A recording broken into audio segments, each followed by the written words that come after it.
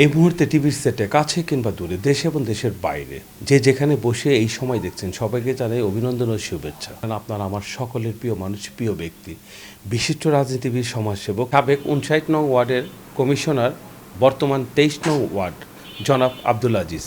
আপনার কাছে আমার প্রথম প্রশ্ন, আজকে পবিত্র মাহে রমজান উপলক্ষে ইফতার ও দোয়া মাহফিল করেছেন, এতে করে আজকের আপনার অনুভূতিটি কেমন আমাদেরকে একটু বলবেন? আজকে 9ই মার্চ 19শে রমজান, এই দিনে আমার মা ইন্তেকাল করেছিলেন। তখন থেকে এই পর্যন্ত প্রতি বছর এই সময় একটি মিলাদ দোয়া মাহফিল এবং ইফতার মাহফিল আমরা করে থাকি। সেই সুবাদে আজকে আমাদের এই দোয়া মাহফিল এবং ইফতার মাহফিল হয়েছে এবং আমরা এই দোয়া মাহফিলে আমাদের এলাকায় সমস্ত জাতি, যত মানুষ দুনিয়া থেকে বিদায় নিয়েছে, সবার জন্য দোয়া করা হয়। আপনার 23 নং ওয়ার্ডের সাধারণ জনগণ থেকে নিয়ে ব্যবসায়ী পর্যন্ত আপনাকে তারা সুখে দুঃখে কাছে পেতে চায়। সামনে কি আপনি নির্বাচন করবেন? জনগণের আশা ভরসা আছে আপনাকে নিয়ে, এই বিষয়ে আপনার কি মতামত? 1988 থেকে 1994 পর্যন্ত 59 নং ওয়ার্ডের কমিশনার ছিলাম। তৎকালীন সময়ে বর্তমান 23 নম্বর ওয়ার্ড, এক সময়ের 59 নম্বর ওয়ার্ড, তখন এই এলাকা সন্ত্রাসে ভরপুর ছিল। অর্থাৎ এখানে দিনে দুপুরে নারী নির্যাতন হতো, চাঁদাবাজি হতো, জুয়ার আখাড়া ছিল, মদের আখাড়া ছিল। এই অবস্থায় আমি কমিশনার হই। কমিশনার হওয়ার পরে এই সমস্ত সন্ত্রাসী, চাঁদাবাজি, ভূমিদস্যু আমি বিতাড়িত করতে সক্ষম হয়েছি।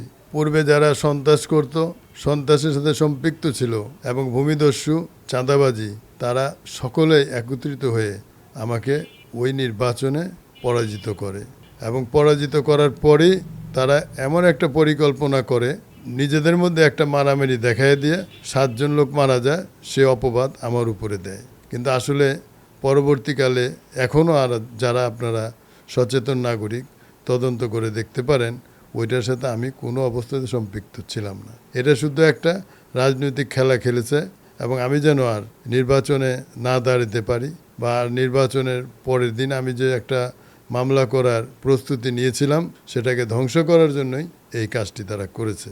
1994 যে ঘটনাটা ঘটেছিল, এটা আসলে অসত্য ঘটনা। এটা একটি পরিকল্পিত ঘটনায় আমাকে সাজানো গোছানো মামলায় জড়ানো হয়েছিল।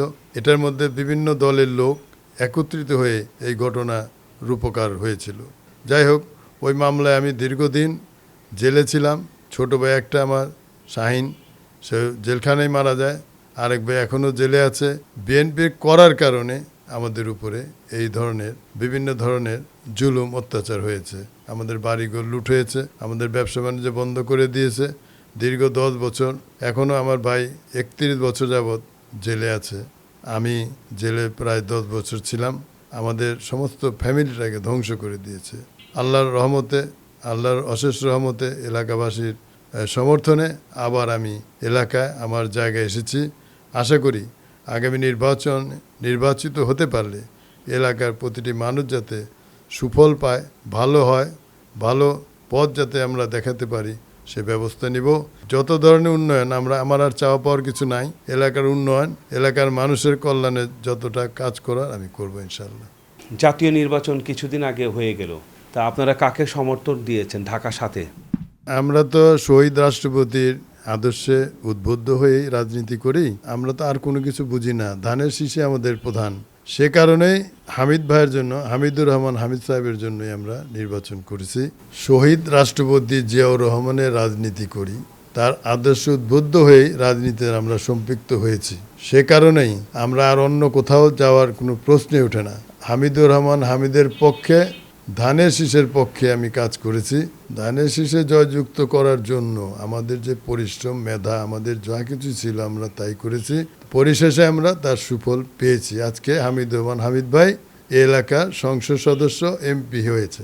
এজন্য আমরা খুব খুশি, গর্বিত। সিটি কর্পোরেশনের নির্বাচন, এই নির্বাচন বিষয় নিয়ে আপনার কি মতামত?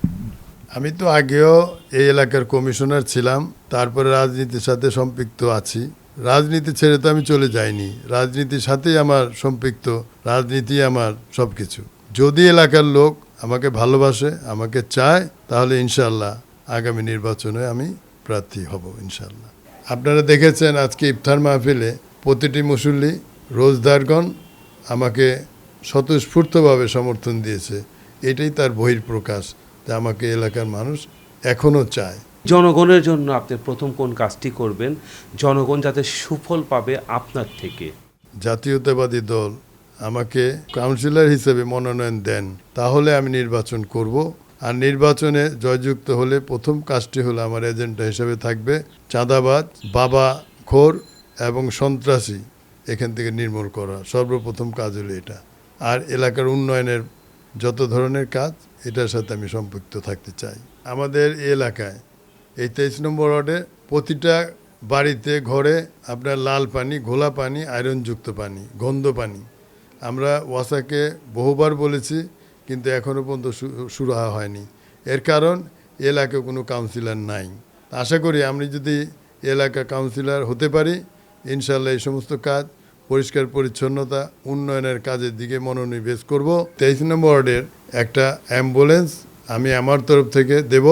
সেই গাড়িতে যাতে মা বোনরা বিনা খরচে চিকিৎসায় বিভিন্ন হসপিটালে যেতে পারে সেই ব্যবস্থা করব। গাড়িটি কমিউনিটি সেন্টারে থাকবে, জনগণের জন্য উৎসর্গ করে দেব গাড়িটি। আপনার মূল্যবান সময় দেওয়ার জন্য এই সময়ের পক্ষে আপনাকে অসংখ্য ধন্যবাদ। আপনাকেও ধন্যবাদ। মনের কথা বলে, এই সময় সময়ের পথে চলে, এই সময় সমাজের কথা বলে, এই সময় সময়ের পথে চলে, সবার কথা বলে। এই সময়